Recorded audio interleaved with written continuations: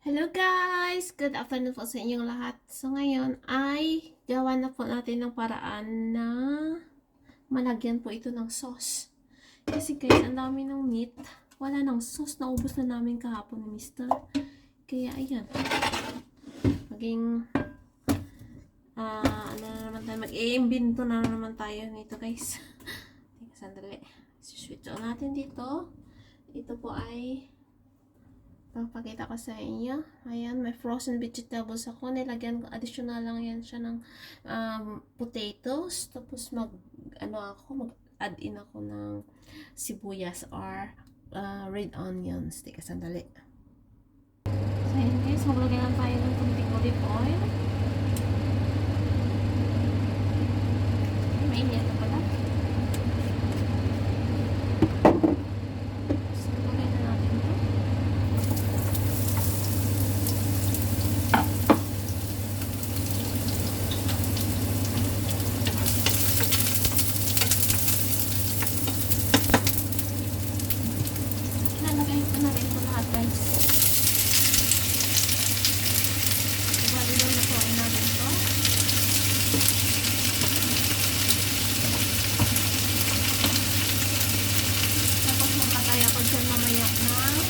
Paprika paste.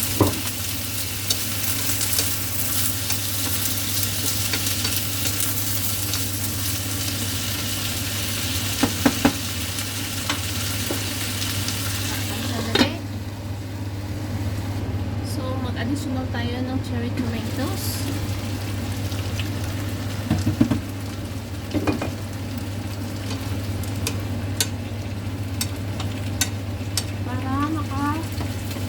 Buo tayo ng vegetables with sauce at mamaya-maya ikukumbay natin yan sa manok natin.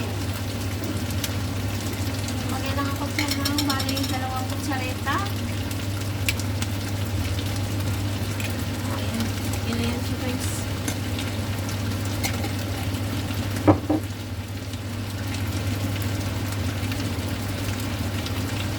At saka paminta. Ng asin guys kasi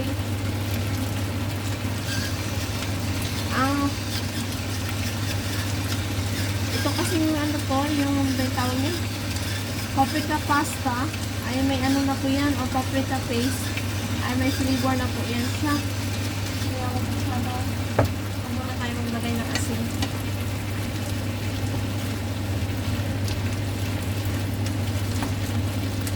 Maglagay tayo siya ng tubig.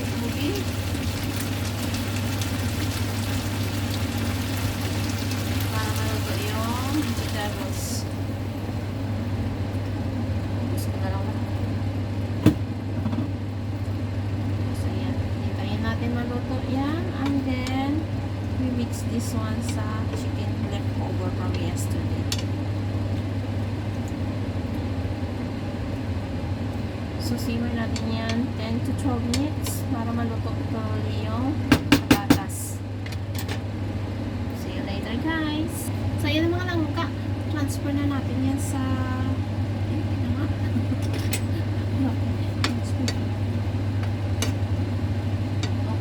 guys. Tikman muna natin guys ano lang lasa niya. Kulang sa asin. Sige, magdagdag tayo ng asin guys.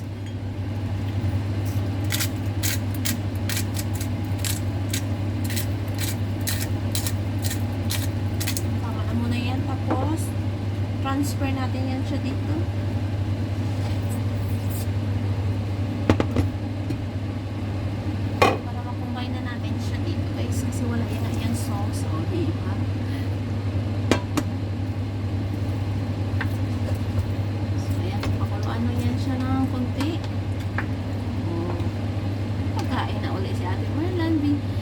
Like yesterday, diba?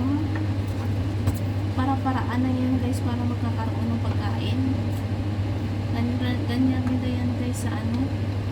Kung kayo'y walang mga pagkain, ayan, pumunta kayo sa bukid.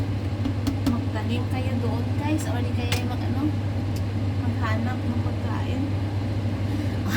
Grabe. Ano ba yung mga sinasabi ko guys? Diyos ko, masya naman lang ka. Basta, yun na yan. Tika nga.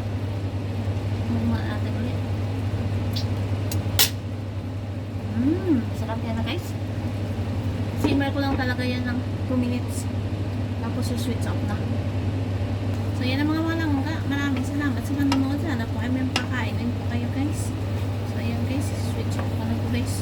Para hindi siya masyado kung mag-dry. Kasi once mag-dry na naman yan, mawawala na naman yung sauce. Kasi ididip-dip niya ng mister ko sa tinapay. Ayan. Yung tinapay pa kaming leftover at saka nagpili rin siya ng tinapay na pang dip-dip dyan. O, siya ng mga langga. Maraming salamat sa panonood. Sana po ay may makakainin kayo. Love guys. Bye everyone.